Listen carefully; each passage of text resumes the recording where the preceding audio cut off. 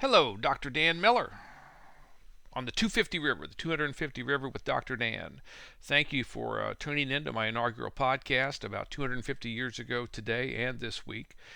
Today's podcast, the opening one, is in honor of a particular person. I'd like to dedicate this to my oldest brother, Tom. It's his birthday, September 5th. And so, Tom, happy birthday. Hope you're doing well today.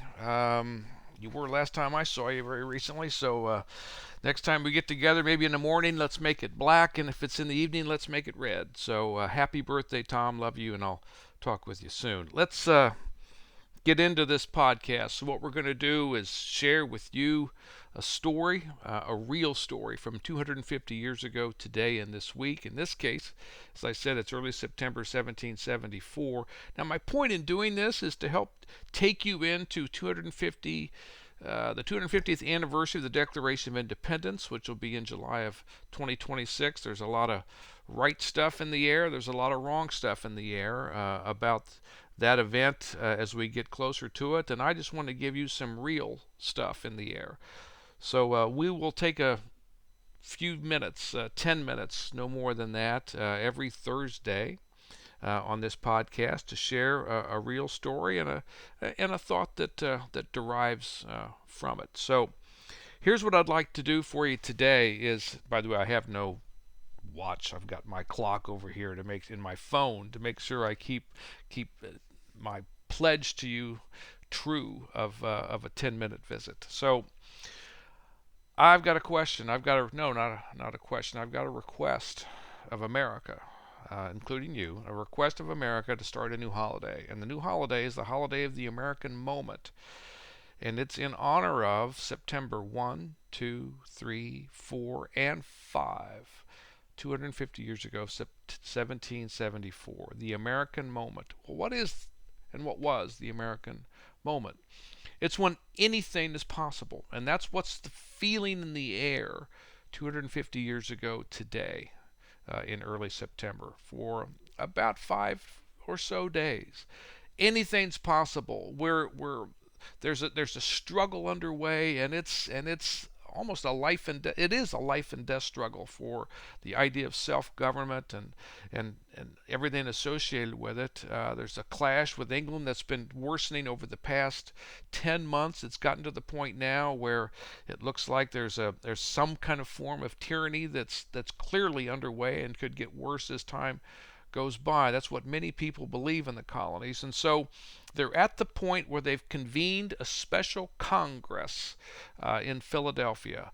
Delegates, representatives have been chosen through 12 of the 13 colonies along the Atlantic coast, and they're going to be coming to Philadelphia to try to sort out a solution to this massive and life-altering problem.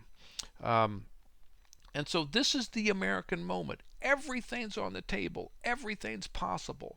And people are reading and writing and talking about and arguing over political philosophy and rights and liberties, the state of nature, what the extent and substance of self-government really must be for the best life and the happiest life for those who've dedicated themselves to it. This is the American moment. There's been no political deals.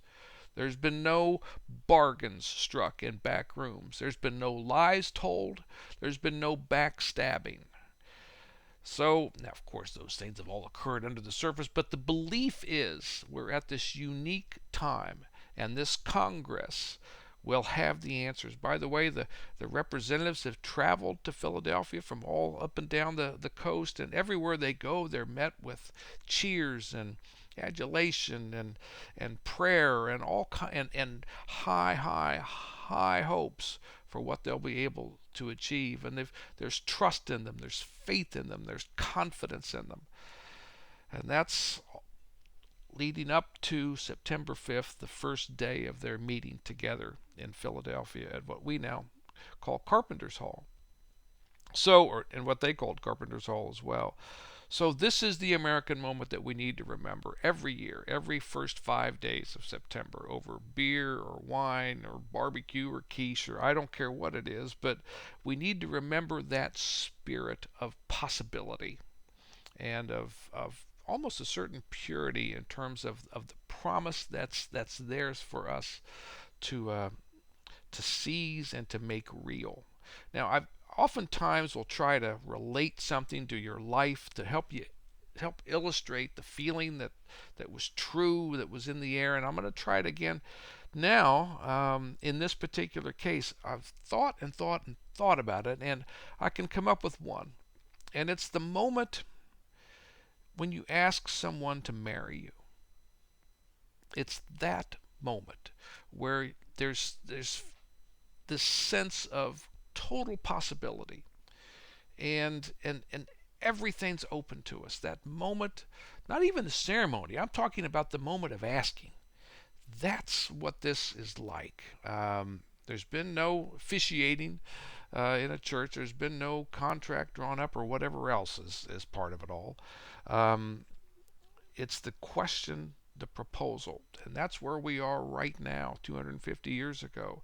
And that's the American moment and its spirit that I'd like to have us honor every year, America. If we could think to do that, that would be a wonderful thing, in my view.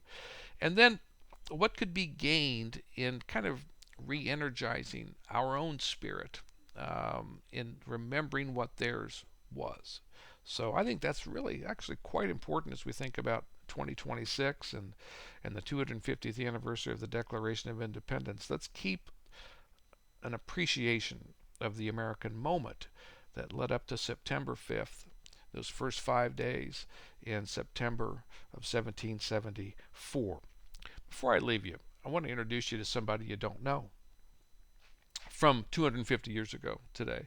His name is Billy, or Will, so I call him Billy Will. He's 20 years old, Billy Will is, and he's just got it, man. He's got it. The personality, the knowledge, the character, the attitude, all of it. He's just got it. People love this guy, except for one guy who doesn't love him. And he's the guy who claims to own him. And he's the guy who says, "Where is Billy Will?" Billy Will's loose. Billy Will is a one-man American revolutionary declaring a one-man Declaration of Independence on the woods of the James River Valley in Southern Virginia right now, 250 years ago. He's escaped. And he knows 4 or 5 different skilled labor, skilled craft kinds of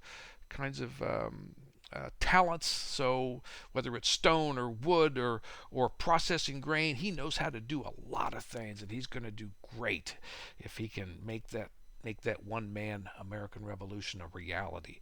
So he's got his own American moment that's working for him. And remember, he's 20. He's the same age essentially as James Madison and Alexander Hamilton and the Marquis de Lafayette. But Billy Will, I want you to remember him today from 250 years ago as we think about honoring the American moment of early September in 1774. Now, if you'd like a little bit more about this, I really would ask you to go to my website, historicalsolutions.com. You'll see Americanism Redux down in the, the lower right-hand corner, and you'll see September 5th, 1774. You click on that, and you'll read a lot more about this. Take you, I don't know, 12, 13, 14 minutes to read. I hope you do, and I hope you come back next week for my will now be ongoing Thursday podcast of on the 250 River with Dr. Dan. Thank you so much, and I hope you have a wonderful week.